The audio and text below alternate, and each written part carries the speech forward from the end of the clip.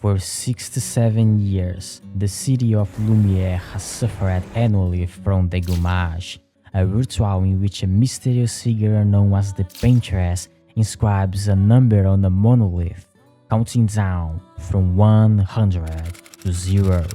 As the number decreases each year, anyone who reaches the age corresponding to that number vanishes instantly, like flowers fading away, as if they had never existed. A cycle of death. Every year a new expedition sets out in an attempt to end this cycle, and now it was Expedition 33's turn to try to free the world from this fate. Then the expedition ventures into the unknown. They traverse a world painted with both beauty and sorrow. Their journey is a battle against a eternal foe, exploration of memory, identity, and the indomitable human spirit striving against oblivion. Time is running out. There are now fewer expeditions ahead than there are behind, and humanity is beginning to feel the weight of growing tension. Yet, with each expedition, progress is made. Every journey leaves behind a legacy, fragments of knowledge, discoveries, and truths that bring us one step closer to the heart of the mystery. This bridge of legacy, built by those who came before, may one day be the key to breaking this cycle. Tomorrow comes, and it comes for us all. May it bring you the gift of peace, and not just the gift of sorrow. The Prince presents Clair Obscur Expedition 33. Act 1. Gustave. At the heart of this final hope stands Gustave, a 32-year-old engineer and protector of Lumiere. With just 1 year left before the number reaches his age, Gustave volunteers for what could be a one-way mission. But he is more than a soldier. He is a caretaker, a mentor, and a man burdened by loss. Having already watched those he loved disappear to the Gommage, including his former partner and countless others, Gustave now fights not only for survival, but for memory, legacy, the right to exist, and for those who come after. As Expedition 33 ventures into the unknown, Gustave's story becomes a powerful lens through which we explore grief, resistance, and what it means to leave something behind in a world that forgets. To Gustave, the Gommage isn't just a threat, it's destiny. From the moment he was born, his path was carved out, a life of service, purpose, and inevitability. Every step Gustave takes, every breath, is in preparation for one final confrontation with the Paintress. His identity has been forged around this mission. There is no retirement, no future dreams, no idle days, only the ticking clock and the fading numbers on the monolith. Yet, even within such a narrow fate, Gustave finds meaning. His life in Lumiere is marked out not only by duty, but by deep emotion. He is a man of integrity, one who carries the weight of protecting a city he knows may forget him. Amid the gloom, there was Sophie, his light, his love. Their relationship was a rare softness in a world so defined by sharp edges. Through Gustave's eyes, we see the tragedy and beauty of a world unraveling. He doesn't fight for glory or freedom alone. He fights for memory, for love, and for a world that might one day outlive its curse. Act 2. Verso. At the heart of Act 2 stands Verso, a quiet figure whose presence speaks volumes. Verso steps into the story not as a savior, but as someone burdened with a truth too heavy to name. While others charge forward driven by vengeance or hope, Verso walks with a strange kind of calm, as though he already knows how this must end. Verso doesn't arrive in the story seeking answers, he already knows them, and perhaps that is his curse. There is a heaviness in the way he moves. Every strike, every word feels deliberate, like a man rehearsing the final act of a story already written. He is not lost, but he is torn. between what he must do and what it will cost, between who he appears to be and who he knows he is not. Beneath that composer lies a deep fracture, a quiet desperation to be more than what he was made to be, to step outside the shadow he casts and choose something different, something final. In his heart, Verso carries a paradox. To save what he loves the most, he must be willing to let it go. That is the pain he walks with. His conflict isn't loud, it's quiet, internal, devastating. The kind of choice that unravels a person from the inside out. And yet, he walks forward anyway. Through Verso's eyes, Act 2 becomes an introspective descent, not into chaos, but into sacrifice. He does not speak of destiny, he speaks of endings, and when he fights, it's not to preserve what is, but to make peace with what must end. He fights for release, for others, for himself, and for a world too long chopped in grief. And if the price of that freedom is erasure, then so be it. Verso is undoubtedly the central pillar of Clair Obscur's story. From the moment he first appears, the tone of the narrative shifts, the atmosphere changes, and everything begins to feel different. It's no longer the same as Act 1. Verso brings with him a different worldview than Gustave, and through his presence, we begin to see the game in an entirely new light. Act 3. In Act 3, the narrative delves deeply into the intertwined destinies of this story. The atmosphere of Act 3 is deliberately contemplative, encouraging moments of quiet reflection amid the unfolding drama. What makes Act 3 resonate so strongly is its refusal to offer easy answers. It's a journey not only through the painted world, but through the human heart, the places we protect, the truths we avoid, and the courage it takes to face both. Act 3 is a testament to the game's core philosophy that life, like art, is a delicate balance between light and shadow, between creation and destruction, between the Clair and the Obscur. It challenges us to decide what kind of story we want to paint in the very fabric of our lives.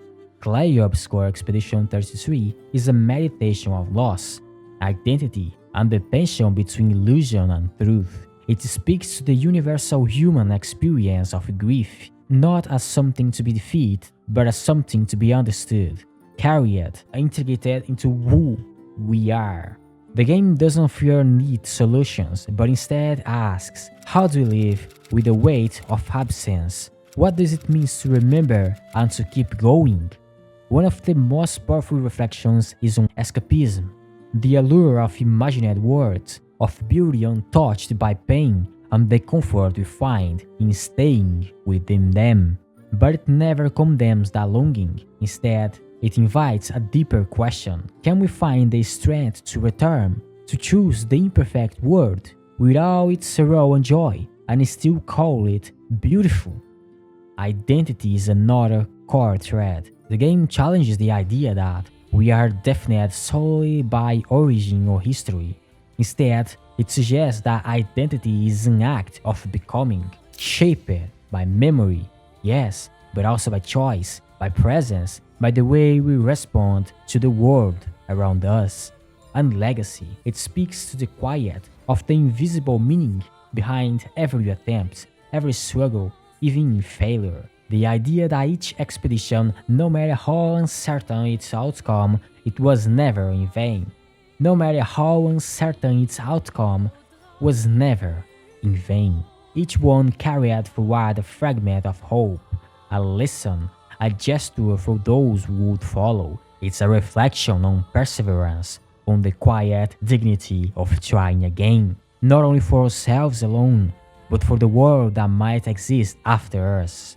It's about what we left behind, not in monuments or victories, but in effort, in intention, in hope. It's not simply a story about survival or success, but about facing the mirror and deciding what kind of truth we can live with. A love letter to French art and to art itself. Definitely one of the greatest miracles ever produced in the world of video games. This game is the most bizarre one to have ever existed. I am moved that our civilization can still produce this kind of thing. Clair Obscur Expedition 33, former Ubisoft, all of it made by a composer that just used it to drop random music on SoundCloud, a random writer they found on Reddit, and motion capture literally done using an iPhone camera, and a main team of fewer than 35 people. Its narrative is completely unpredictable, with the best prologue I've ever seen in the history of fiction. The story isn't boring for a single minute, and all the characters are incredibly well developed. You get, for example, many deep discussions between Lune and Gustave, reason versus emotion, which adds dynamic tension to the cast. It's a rich, solid world that grips you the moment you hit start game for the first time. The story flows in a natural and deeply immersive way. It's shocking and brilliant in its twist, showing a level of boldness few RPGs dare to wish. The message this work delivers is beautiful. From those who come after never disappears from the plot. In fact, it takes on different forms as the acts progress. Each act significantly changes how the game feels, giving you very different perspectives on the story. In Act 1, we get one view of the world, but in Act 2, it shifts, eventually turning the entire narrative on its head. Short scenes with little or no dialogue that say more than 1,000 words. The game is so incredibly efficient in its storytelling and direction that it elevates the writing in a masterful way. Even if some things aren't deeply explored, they are still incredibly solid and effective. Characters development, progression, cast dynamism. You feel each one of them is important to each other. The game built a world and world building that are completely unique within the gaming landscape, something extremely ambitious and well written. You walk through the locations in the prologue, savoring every second of it, and what you are left is a cathartic masterpiece, a game that wins you over from the very first seconds to the very last. When you raise the sail on the ship and leave Lumiere for the first time, and that moment happened. It's a stunning example of masterful narrative direction. Very few works know how to execute something like this with such precision and impact. The enemies of this world are terrifying and unforgiving, yet at the same time they possess a poetic beauty and elegance that makes it hard to truly hate them. Even outside Lumiere, there are many legendary species that were once thought to be mere myths, adding a magical depth to the world building as well. The gameplay is very good and kind of proves itself a definitive evolution of turn-based RPGs. Even halfway through the game, you are still getting tutorials for new mechanics, and most impressively, each character has unique gameplay traits, skills that others don't have, giving each one a distinct identity that makes the game feel more alive and treats each character like a truly different person. They all unique fighting style, weapon, elemental specialty, strengths and weaknesses, pictos, luminous, and a skill tree with a wide variety of abilities, almost like you are playing an action RPG. The game features 4 different types of parries and evades. There is literally no such thing as substitute character, because each one has a unique role and mechanics to execute. Gustave's sword, Luna's magic skills and healing the entire group, or Maya's speed techniques that works very well with Luna, making them a very nice pair. The art and music direction are perfect. This is one of the best, if not the best, musical direction I've ever seen in any game. Literally every new map has a different battle theme, and many tracks carry the main leitmotif of the game, whether it's central theme Lumiere or others. Creating a musical cohesion, it constantly conveys the melancholy, the beauty, the sadness, the bitter sweetness, and above all, the poetry and artistic elegance of this world. In music, every melody has and should have a purpose in how you want to convey each scene of the world. to the player. This game delivers that masterfully. Every nuance in its music, every bit of storytelling the soundtrack carries is something very few games truly know how to do. In some parts, certain songs feature violin and guitar solos. The guitar is a strong and powerful instrument, while the violin is beautiful, delicate, and melancholic, and each choice of instrument has its reason, like the piano for Verso, or the melancholic cello for Gustave. Not to mention that this game features character themes, something that is often overlooked in most modern RPGs, but has always been something truly special, and this game handles it solidly. Most characters have their own unique style and even different instruments to represent them, like the saxophone for Monaco, who represents coolness, the cello for Gustave as mentioned earlier, which represents his melancholic burden, or the bao for Lune, who has Asian features. Brilliant! Man, this game is a miracle. Usually it takes entire franchises years to build this kind of impact over entries, but this game delivers it all in just one entry. It's a complete experience, like a 50 hours piece of art. Thank you Expedition 33. This was sensational. The only thing that kept this game for me from being literally perfect is its limited narrative polish. The chapters should have been longer to further expand the world-building plot, which would have given even more weight to the big reveals, like the fact that we've been fighting the Paintress for nearly 70 years, that we are humanity's last hope, reinforcing these things and so on.